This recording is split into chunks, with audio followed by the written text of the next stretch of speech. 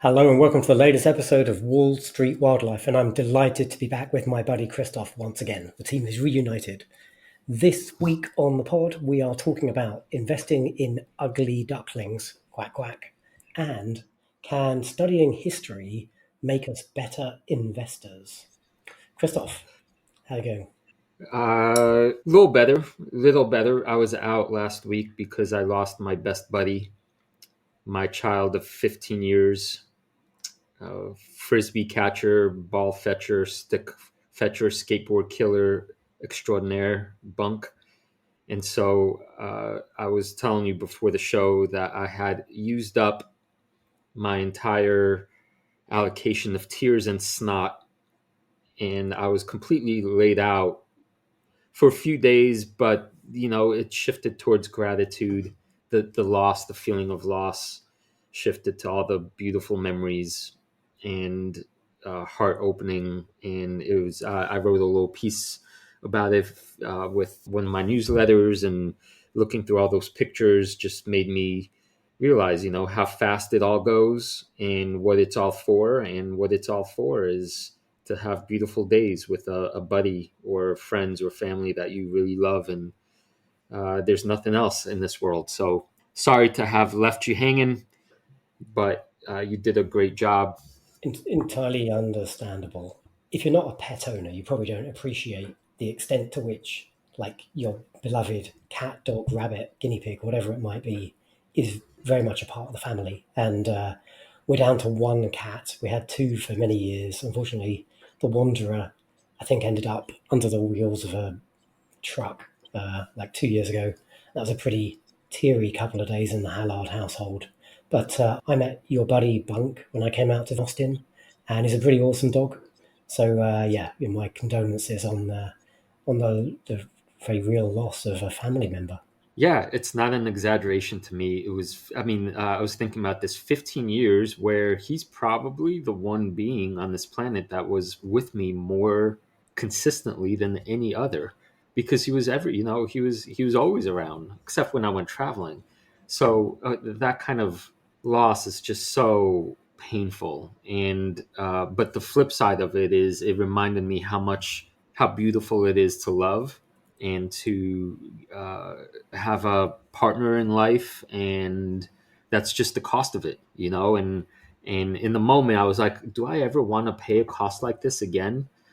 But without this kind of love, it's like life really isn't worth living. So it's bittersweet. But thank you for all your support and care during what was a pretty tough week for me. Unfortunately, a sad fact of life, but we march onwards to the grave ourselves, as it were. Yeah. Yes. Although I will say one little bit of wisdom: the Tibetans hang out with death all the time. They actually, train in graveyards and cemeteries. But one of the things to remember, I'm trying to remember, is that when something old passes, it makes room for the new. And without that process, we couldn't get the regeneration and what life depends on. So it's not all, it's the loss hurts, but the potential of what comes next, a new Bunk. There will be a new Bunk in some version. I feel like I can almost measure my life out in cats. Like I do, I love dogs, and we had a dog as a kid. But really, I've had like a succession of cats that I've outlived, cat to cat, and I'm on, I don't know, maybe my fifth iteration of having a cat now, and they last, a good couple of like 15, 20 years. So there's a few overlaps in there. I was thinking the other day, like my cat Sushi is 14 next month, so he's getting on. He's a bit of an old man. He's probably got a couple of years left in him. Like maybe I've only got one more cat left in me. Uh, yeah, right. The era, right. It's amazing, right? Eras demarcated by not just place, but these beings. Hmm. I hope you have several more cats in you. I hope so. Yeah. Well, the plan is to live forever, but you never know. How Yeah. how long do badgers live? Do you know? Oh God knows. I'd have to Google it. Probably not that long. They're vicious. Yeah. Oh, indeed. So anyway, during my time of preparing for Bunk's departure and loss, I did come across A curious thing. I participate in something called the Learned League Trivia, which is something like 30,000 people. It's referral only. And one of the questions was, and this is no multiple choice. You have to know the answer. I'm very curious if you will know this. Here's the Just before you spring the question on me, the Learned League. So this is the app or the thing on the phone you showed me while we were having lunch in Austin, and you were like, "Hey, you're a smart guy. Like, see how you get on with this." And I got like 1 out of 10 when like the typical score is like 8 or 9 out of 10. Yes, that's right. This league is there to humiliate you Okay. and make you realize how little you know. Although there are, it's tiered in different capacities. So the more you play, the more you're put in the appropriate, say, yeah, tier.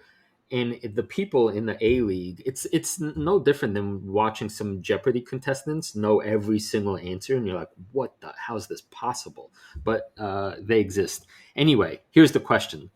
A metonym is a figure of speech in which an entity or concept is referred to by a name closely associated with that entity.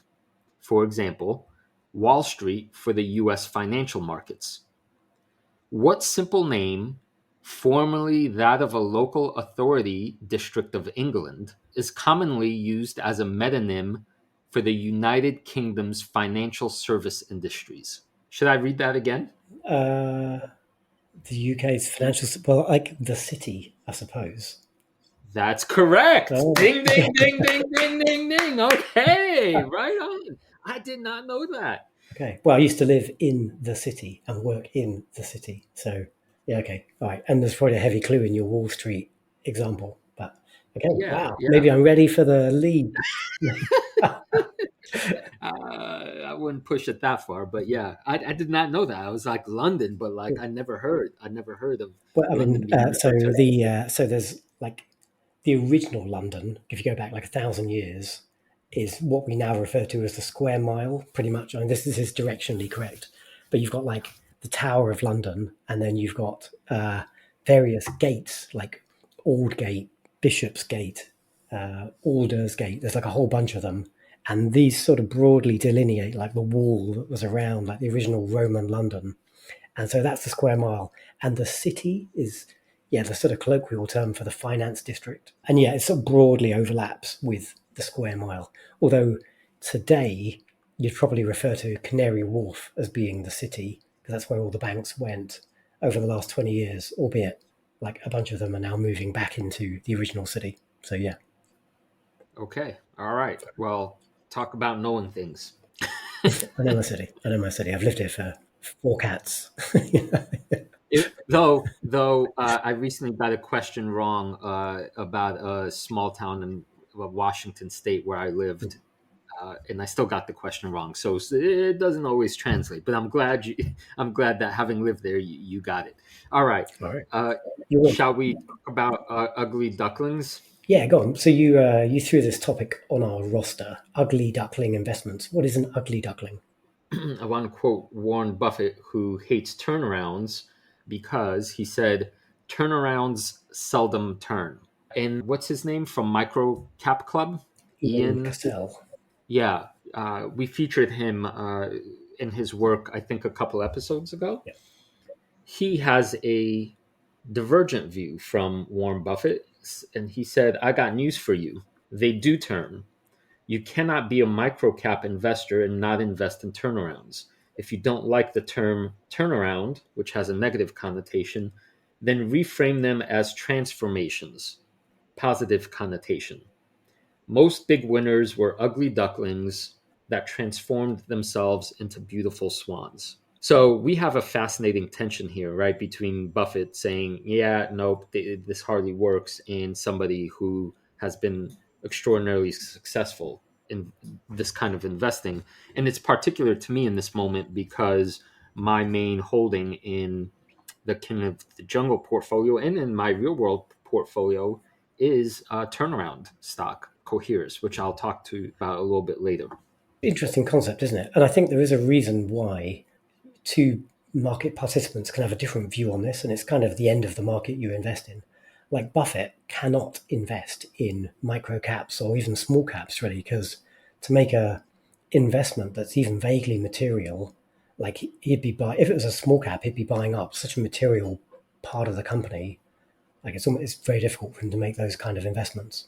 Whereas if you're like a little investor like us, you can easily make an investment in a micro cap or a small cap without even coming close to moving the market. Like if you're making five, six, even say seven-figure deals, right? That doesn't really touch the sides of $1 billion plus company. And I suppose I've got no data to substantiate this. That like if you're a big giant, you've probably had all your pain, you've got it out of the way, and like you found your product market fit, you found your model, and you're becoming more mature.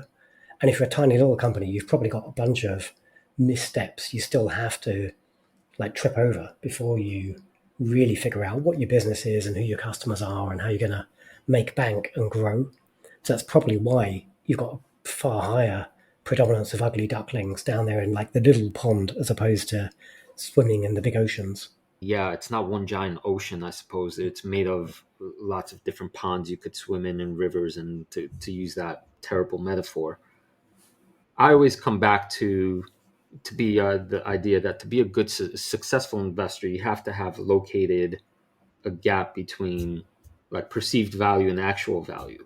And I think here in this case, your style so far in the first year of King of the Jungle is to identify great companies, and because they're great, they will increase in value more quickly than the market currently thinks, right? Yeah, Whereas my main positions in EOS and Coherus have been more based around this philosophy, saying these companies have had major problems and they're not performing well, but the market has severely undervalued them, assuming they will never get back to, say, even or perform well again.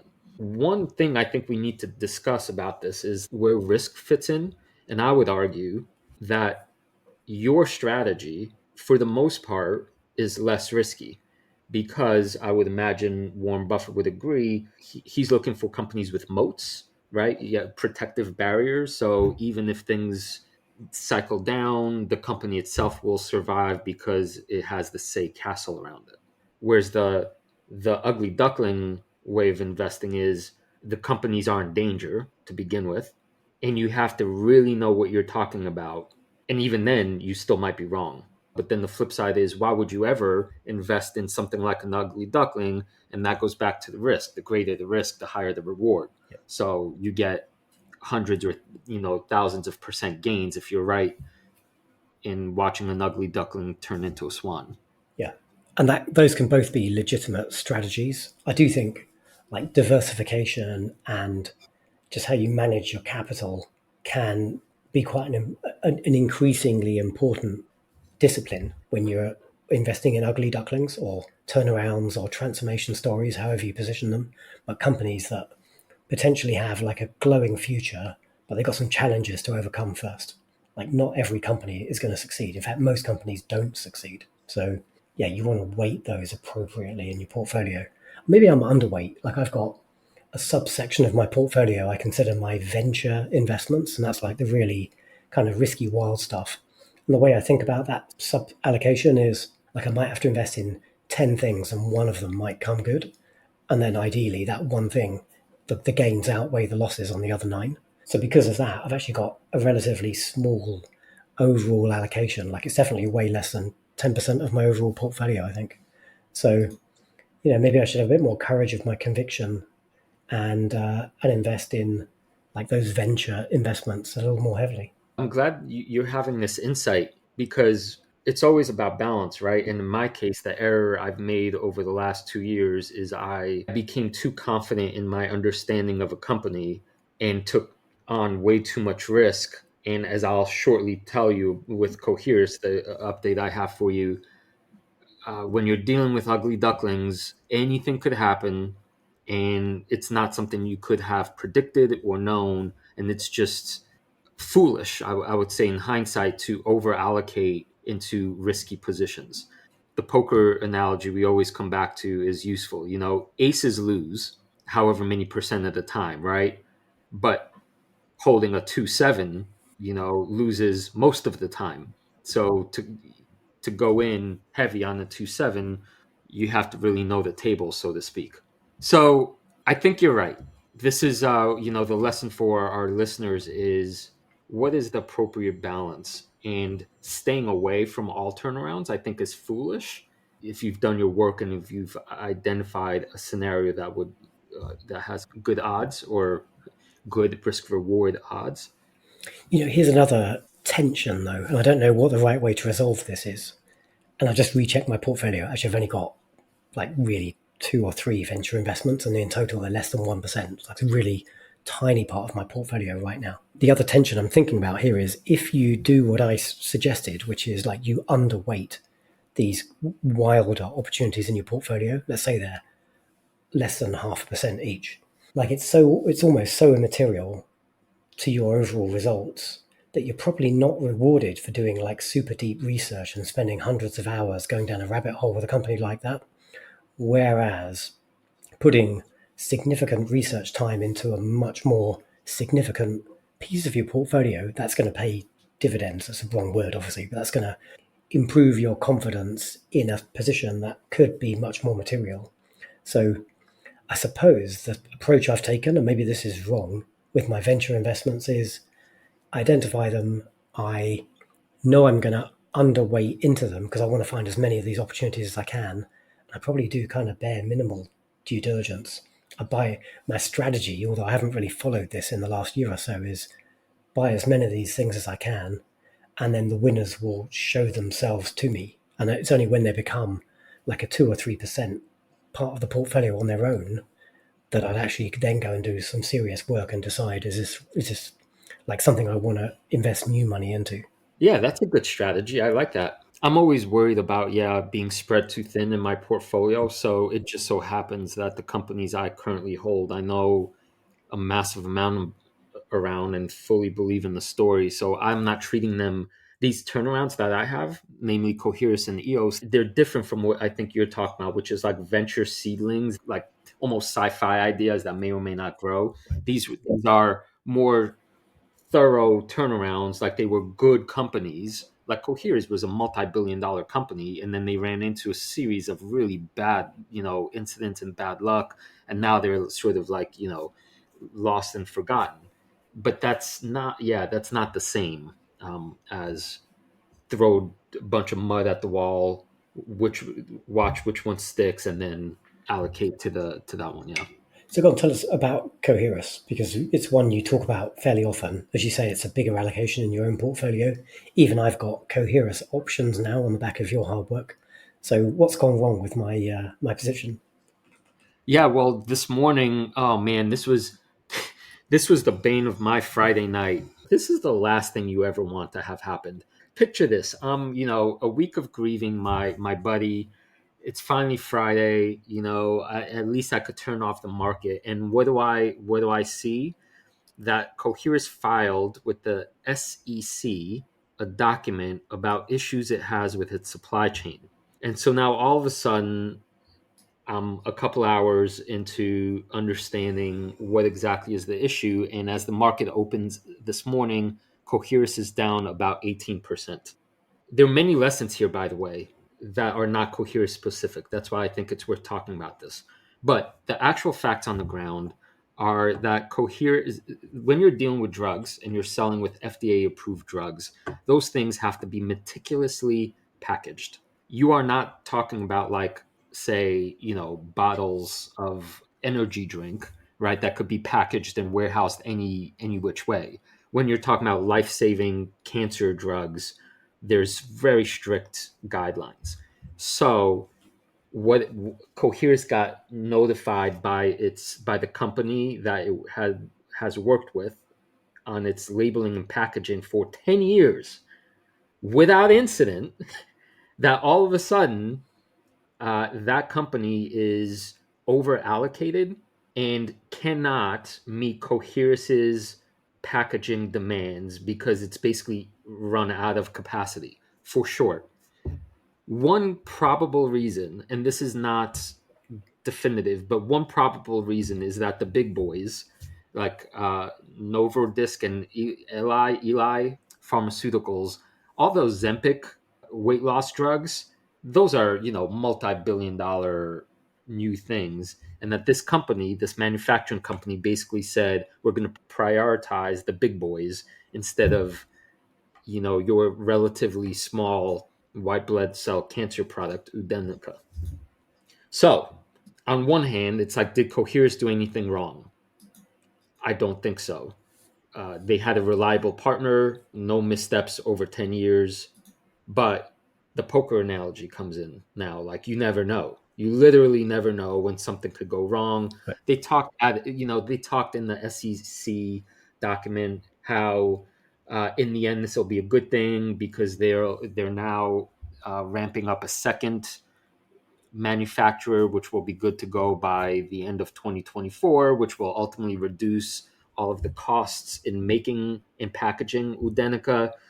Yeah, maybe. But the problem is that specifically to Coherus, this is a company that is now banking its future entirely on the ramp up of Udenica. It says it expects the product to be more or less out of stock for about a month. So that's like $20 million or $30 million of lost revenue. And so the market is appropriately reacting like, okay, this is a problem. Long term, it still ends up being an execution story. And if they fix the problem the way they said they will, then Coherus will be more than fine. And this is just another one of these, a little less cash. The cash runway is a little tighter because it has some debt hanging over its head. So basically, the risk gets a little higher. And of course, with a drop in stock price to 18% this morning, the reward also gets higher in a moment like this. Not what you want to see ever, but I guess it's par for course when you're dealing with smaller companies. I want to address one comment from one of our audience members on YouTube.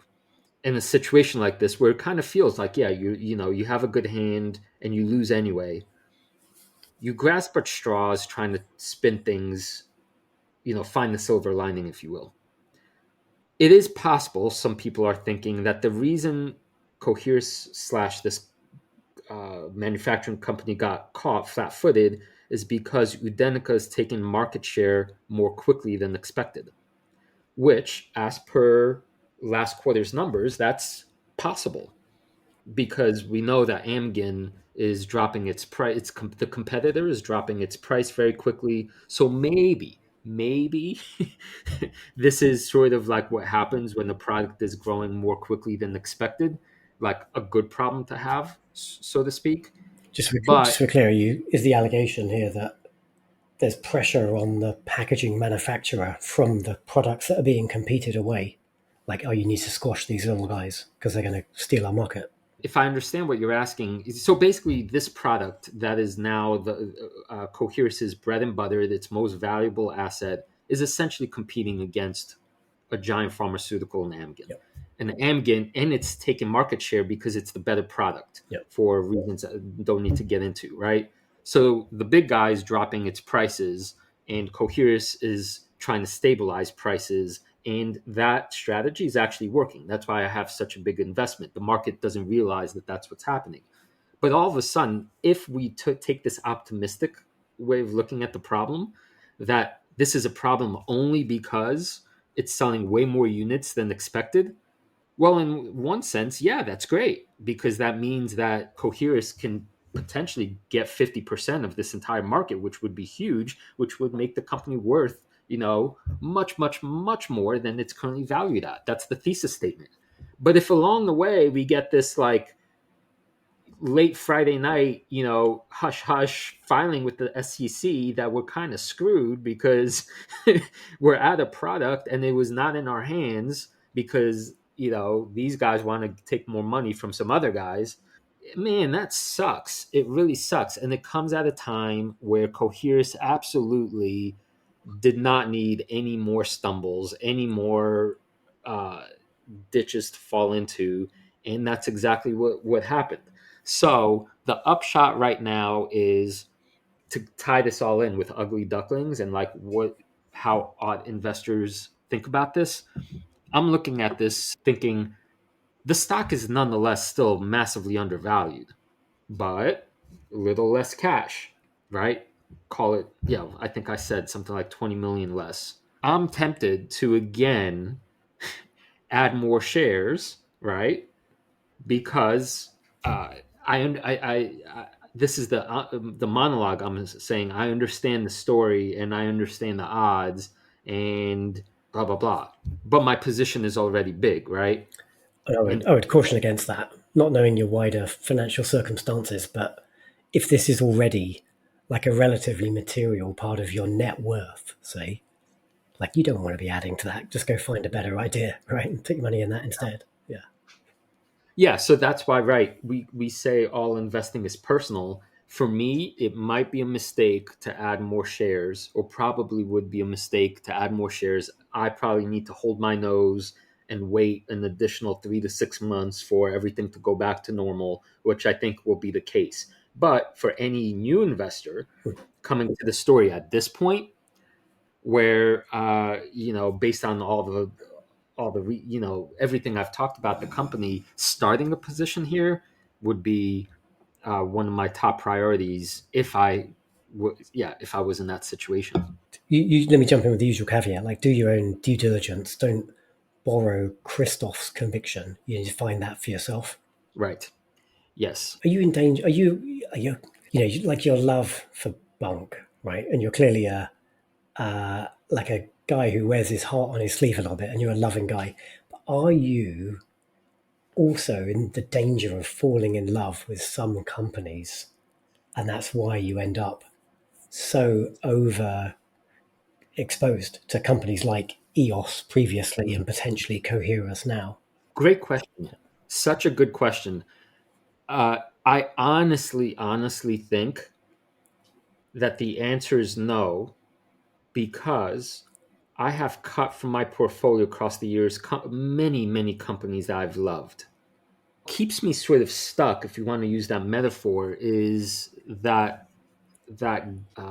financial gap that I think still exists, or exists even more so.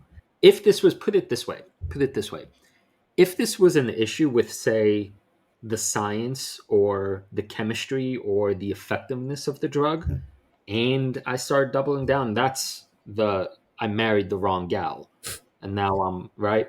This is the least severe of, say, supply chain Sure. problems that will be rectified in a matter of, call it, 90 days.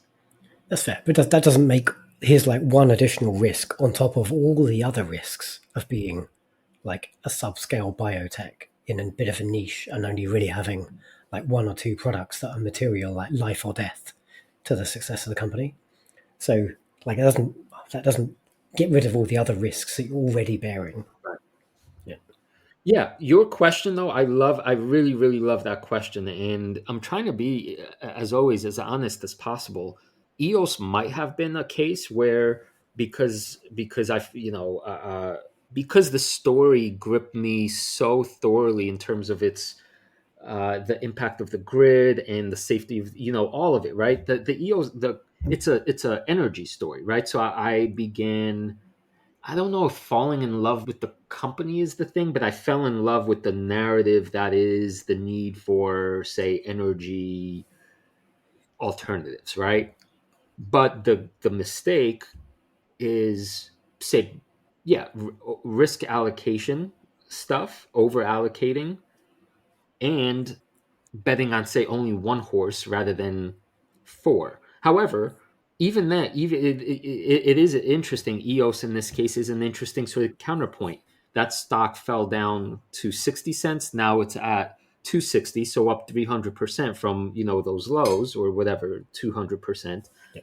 And so it's not simply the case, right, that because you're wrong or the story turns against you in one moment, that it's you abandon ship and you divorce your wife, so to speak. I'm always trying to revert down to the fundamentals, and in this case I continue to believe the fundamentals are correct. It'll The market forces just have to do what they do. Fair enough. All right, good luck. Let's see how it goes. I'm riding this ugly duckling with you, so hopefully, Crack. hopefully there is a turnaround or a transformation. It will transform into a beautiful swan. Hopefully, before our options mature in January 2026. Right, right. I'm actually, yeah, not worried about the stock per se. It's the January 26 options that now have about say 3 months less room. So that's a little bit. Okay, very good. All right. So before we turn to our next topic, do want to remind you all, if you're enjoying the pod, to give us a like and a subscribe. Chat to us on the X's, on the Twitters. We got a fun little comment on episode 43 about renewable energy, and Stephen asked us how we feel about First Solar. I did own Enphase and Solar Edge and a bunch of other stuff. I never owned First Solar, and I don't know a huge amount about the company, but I think all of the risks that I described about renewables and concern about the upcoming November election, I think these apply to First Solar just as they do to the others.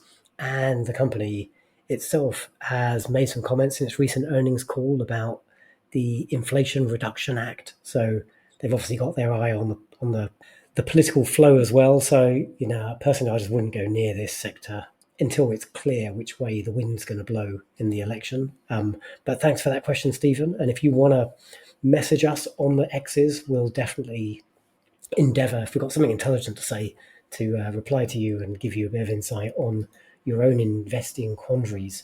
You can find me at 7Luke Hallard. Is this where I say where you could find me? It is I am at 7 Flying Platypus. very good. You also noted a comment from one of our fans. Someone said they've been enjoying the Wall Street Wildlife podcast, not just for stock tips, but I also feel it offers a lot of context for the state of the world at large that I should be paying more attention to. So thank you for that comment. Very good. Right. We do what we can. Badger, you want to talk about our new venture into patreon.com? Yeah, go on. You've been twisting my arm about this for like a year. I'm like, Krzysztof, let's at least do a couple of episodes. But yes, you've brought me to the table, and we are going to turn on our Patreon. What's it all about? Yeah, so I'm a fan of the podcasting industry in general, and there are some, creators that do amazing work. And the fact is that these guys or gals who do this work, because it's their life's work, their hearts are going into making their shows better. And when you do that, you don't have much time left over for all the other persnickety, endless tasks, which are infinite, as you, our humble editor of our show, knows better than anyone. And so Patreon, this idea of patronage, goes back to the across the centuries. Artistry, right? Great art requires a sort of safety net that most societal structures don't often allow, because factory workers need to get their asses to the factory rather than painting, right? So think about how much amazing art never got made because people did not have the proper, say, economic support. So one of the things I've always loved doing myself is throwing a little bit of coin to the patrons, to the artists, to the makers of podcasts that I really value, because for me, the $3 or $7 is meaningless, right? But to them, it allows them to really focus on what they're doing. So I've been trying to squeeze your shoes about this for a while, because I would love it if some of our listeners had the opportunity to support us and to allow us to make the show better by supporting us a little bit without it being a big deal to them, but a big deal to us in how much free time it would free up. It would definitely free up a ton of my free time that I can then reinvest in actually doing due diligence on stocks and publishing deep dives and prepping for better quality conversations with you on the podcast. So, yeah, we would very much appreciate a little bit of patronage. Right. So here's the deal. Here's the thing. We have a website. It's patreon.com/Wall Street Wildlife. All one word, all spelled exactly the way you think it ought to be spelled. And when you get to that page, you'll see that there are a bunch of tiers based on the animals. And for each of those tiers, we thought up perks for you. It's really at this stage in the game, it's less about the perks and more about, thinking these guys provide value to me. They're teaching me about investing, and we want the show to get better. So we want them to have a little more time to do what they do. So you pick a tier, and then when we collect enough coin, we'll be able to outsource some of the tedious work and release the badger and the monkey to doing what they really ought to be doing, right? Which is researching great companies, reading more books about how everything works, going out, getting interviews, and worrying about the stuff that will make a difference to you. So we hope one of those tiers strikes your fancy and that you can support us. Yeah. And if you enjoy the show but you don't have the financial headroom to kick us a few bucks, that's totally cool too, right? We appreciate the patronage of your eyeballs, if nothing else. But if you want to give us that bit of encouragement and let us know that you really love what we're doing and you want us to up our game, then a couple of bucks will go a long way towards helping that out. Yes. And maybe one last plug is that, believe it or not, when I give to the shows that I like listening to, it feels good. Like, when I throw $9 a month to my philosophy guy, I know how much work it goes to making an episode like that. And the $9 for me is a coffee, and for him it's his livelihood, and I learn so much. So to me, that patronage is about the kind of generosity, which is not like, oh, this sucks. It's like, oh no, this feels good. So hopefully one of the things we could do via this Patreon site is find out who amongst our listeners are really in our tribe, who really value what we do and are kind of voting with their coin and saying, yeah, we believe in you guys. We want you to get better, bigger, and it feels good to support y'all. So the website, one more time, is Patreon, patreon.com/Wall Street Wildlife. Good stuff. All right. So, Krzysztof, can studying history make us better investors? That is the question, isn't it? And I know you're skeptical about this, like just like Yes, because I am. Yes, I am. I like to study future history, not the shit that's happened in the past. right. Uh, yeah. So I think that in markets and investing, there are patterns, and that those who don't know their history are doomed to repeat it. Yada yada. I want to approach investing from all the angles. And so one of the things that we both have done recently is read a book called Slouching Towards Utopia, an economic history of the 20th century. Oh, sorry. There's my. And this is written by Professor Bradford DeLong, who is in the economics department at Berkeley. We are at the moment negotiating an interview with him, so hopefully that pans out, and we will have a whole bunch of questions for that conversation. But here's the big picture. Here's why I wanted to bring this up in this show. To our listeners, I think it would be a good idea, to some of you interested in this stuff, to get the book and read it for yourselves, so that when the interview comes along, you'll be, much more versed in the topics. But the big picture here is that we have an election coming up, and this election, we know, because the United States is the power still, affects the way the world works. How does an investor, or how does somebody interested in economics and finances, make sense of who the better candidate is? Who should they vote for, really, if they want to do so from an educated place rather than, say, a tribal place? This book, I think, goes a long way to answering that question, at least from the professor's perspective. Here's the big idea you'll find in this book as a preview. There are essentially two warring forces in terms of how markets work, or how they ought to work. On one side, you have the phrase by an Austrian economist, Hayek, that more or less says, the market giveth, the market taketh, blessed be the name of the market. That is sort of a poetic version of what neoliberalism believes. The market essentially is what we should follow. Do not interfere with the market. And on the other hand, you have the idea made popular, or at least in this book, he's the advocate of this idea. Polanyi, I believe, is the economist's name, who says the market is made for man, not man for market, which is the position that says markets, for example, do not understand morality. Markets can, if left to their own devices, result in cruel outcomes that do not serve humanity as a whole. And so this is the question for us, right? Economists have been fighting and debating over this stuff all the time. And this book has a bunch of really, really interesting anecdotes and fact points about which one is right, so to speak. He definitely takes a position, even though it's complicated. I won't spoil it for you yet. But this is the question I think all voters need to be thinking about for the next 2 months, because the two candidates we have in the US election are pretty much representatives of these two positions. Donald Trump on behalf of the neoliberal position, and Kamala Harris representing the more social democratic position. So let me go back to the main question you posed at the top of this segment. Do you think having some understanding of these kinds of labels in any way could make you a better investor, as opposed to simply not either caring or not worrying about any of it and kind of going to the poll booth ignorant about any of the economic forces underpinning these two candidates? Yeah, like I was a bit tongue in cheek saying I only study the history of the future.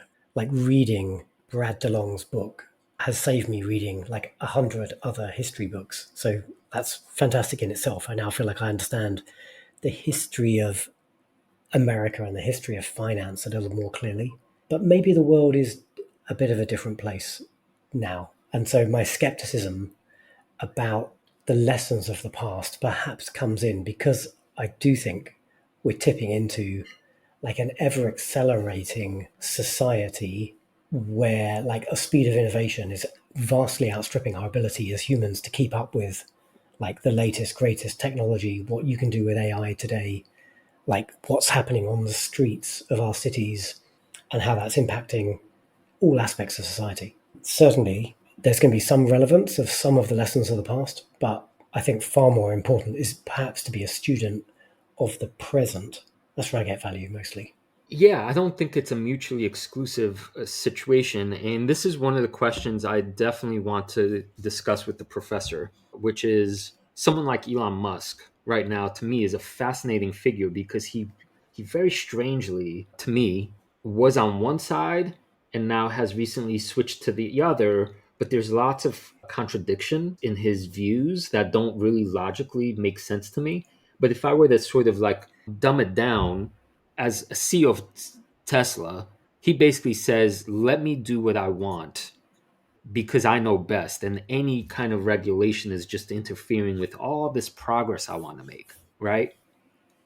But we also know from history that the way capitalism run, say, unchecked works is that you end up with a bunch of plutocrats that basically amass immense amounts of power.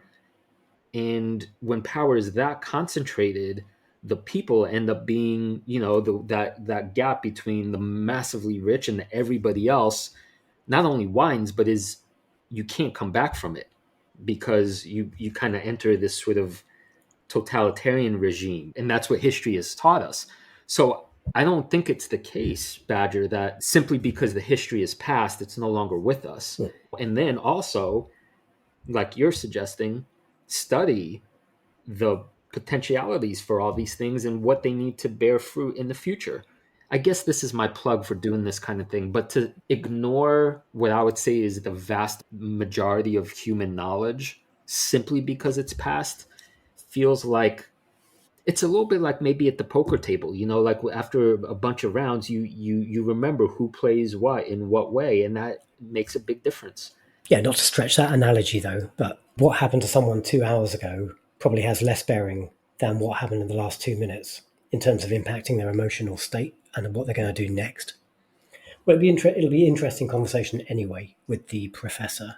We're definitely going to endeavour to ground this in insights for investors.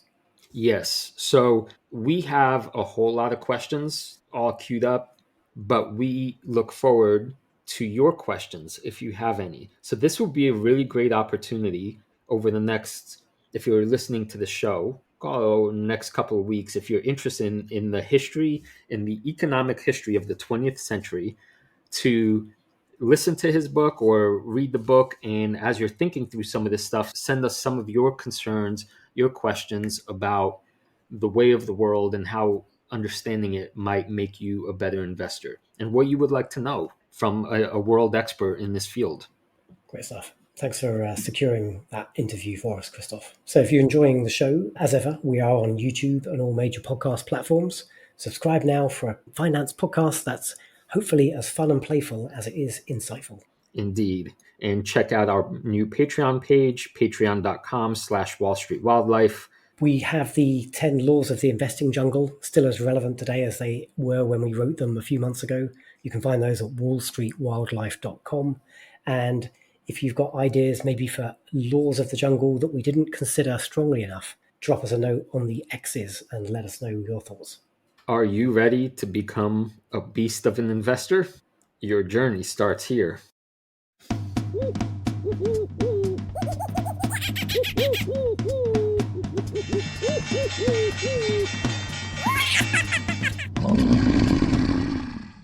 A reminder that the people on this program may hold positions in the companies that are mentioned. Buying and selling stock carries financial risk, which could include loss of capital. The views in this program should not be taken as personalized advice. Before acting on any of the information provided, listeners are encouraged to consult a financial or tax professional.